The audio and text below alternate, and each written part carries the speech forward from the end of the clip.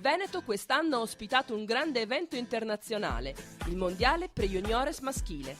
Un'esperienza straordinaria e molto stimolante per il Comitato Regionale Veneto. Credo che non ci siano manifestazioni che possano portare ad avere veramente un bagaglio di esperienza così eccezionale in tutti i sensi, sia dal lato organizzativo, dal lato gestionale e sia anche soprattutto nel rapporto con le persone, sia esse quelle organizzative e sia anche nel rapporto con le varie squadre, che è stato veramente gratificante. La riuscita dell'evento si deve al grande apporto dato da tutto lo staff, come ci conferma il responsabile della comunicazione Andrea Maroso. È stata per me personalmente una grande esperienza, perché logicamente organizzare un mondiale ed essere timoniere di tutta la macchina mediatica è una grande esperienza, una forte esperienza.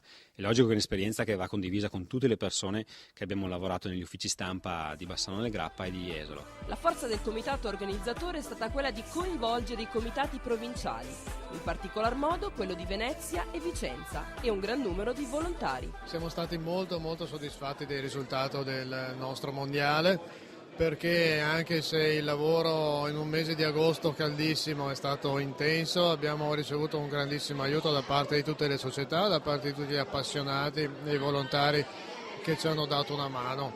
Io mi sono sentito veramente di ringraziare tutti quelli che si sono messi a disposizione nostra e che hanno anche ringraziato noi, perché lavorare per la pallavolo significa lavorare per lo sport che amiamo da sempre. 2 le sedi coinvolte per questi mondiali, Jesolo e Bassano del Grappa.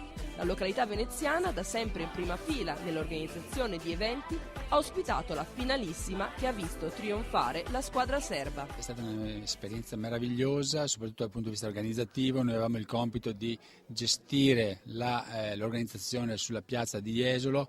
Siamo convinti che come Comitato Provinciale di Venezia abbiamo assolto al meglio il nostro compito.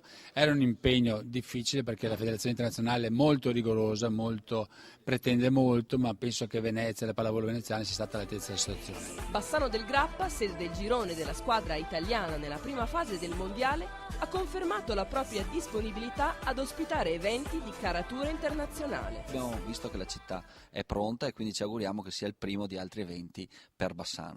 Poi, che dire, il movimento del volley a Bassano è cresciuto tantissimo in questi ultimi anni, e quindi avere proprio un evento del volley a Bassano penso sia stato il modo migliore per iniziare. La macchina organizzativa ha potuto contare anche sullo straordinario appoggio dell'aeronautica militare. Per i mondiali di Jesolo e Bassano, naturalmente, il 51esimo Stormo, su indicazione dello Stato Maggiore Aeronautica, ha collaborato fornendo degli apporti, mezzi di trasporto, personale anche per la cerimonia finale di Jesolo, il tutto in base a una collaborazione a livello nazionale che è stata proprio freschissima, del 2008, fra la Federazione Italiana Pallavolo e l'Aeronautica Militare. Non ultimo il settore arbitrale, che ha dato il suo importante contributo per la riuscita della manifestazione. Abbiamo fatto la nostra alla grande, perché tutta la parte giudici di linea e segnapunti è stata praticamente riservata a noi, e in più Adriano Bilato ha avuto l'opportunità di avere dal mondo arbitrale tanti volontari che gli hanno dato una mano nell'organizzazione, quindi siamo stati presenti in qualsiasi